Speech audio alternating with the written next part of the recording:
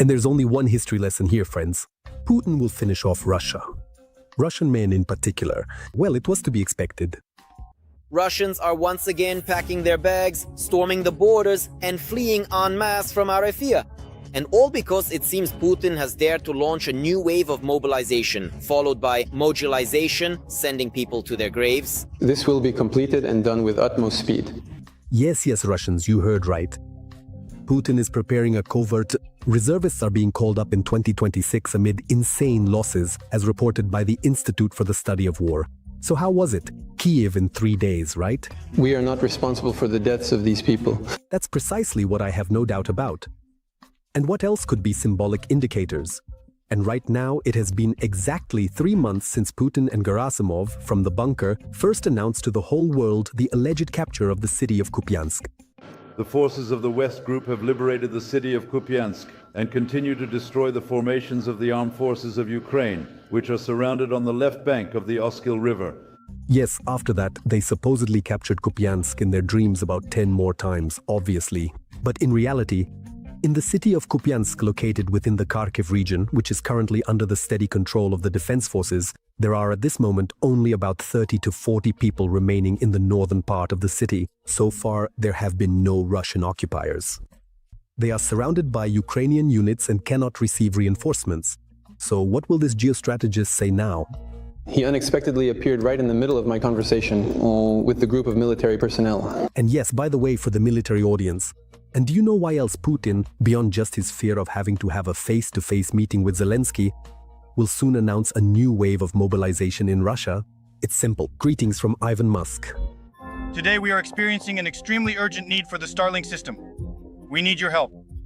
Elon Musk is disrupting the Russian offensive. Putin's spring military campaign is in serious doubt. Or rather, that's not quite right. There are actually no questions at all, just like there is no Russian offensive. Without Starlink, somehow they just can't manage.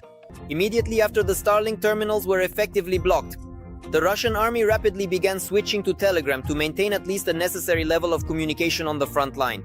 But the very next day, the messenger was declared enemy software, after which it stopped working as well.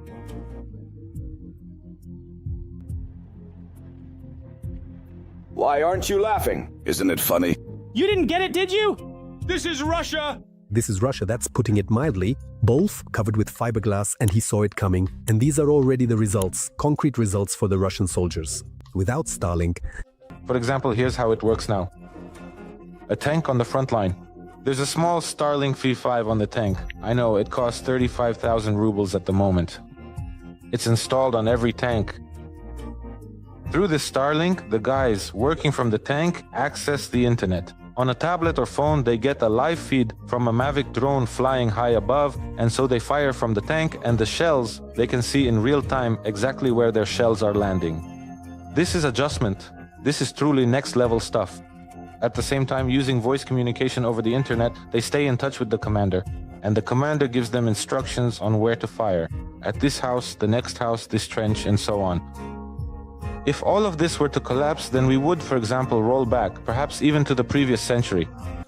Well, for Russia, the last century has already arrived. Here you go, sign for it. While Putin is betting on the West's fatigue, the myth of the inevitable victory of electronic warfare is falling apart. This is reported by Forbes. At the front, the Russian army is experiencing exhaustion and losses without gaining any advantage. Oh, they say Putin is feeling really unwell. I sincerely apologize to you, and I am deeply sorry. Well, it's too late to apologize now. It's too late to drink mineral water when you've already lost the war. Here's what The Economist writes. The Russian army is losing its chances of victory in Ukraine, and diplomatic negotiations are not providing the Kremlin with a way out of the crisis. Moving from theory to practice, let's focus on temporarily occupied Crimea, a sacred place for Putin. It's burning so brightly now. It's truly a sight to behold. Crimea is rumbling again. Explosions at military sites, drones over the peninsula, and damaged Russian air defenses. Just look at it. Right next to it. But it's clear that this week, that disgraceful and failed mishap called the Crimean Bridge was struck once again. But get used to it, there's no other way. On the night of February 17th, the governor of Sevastopol announced one of the longest attacks on the peninsula.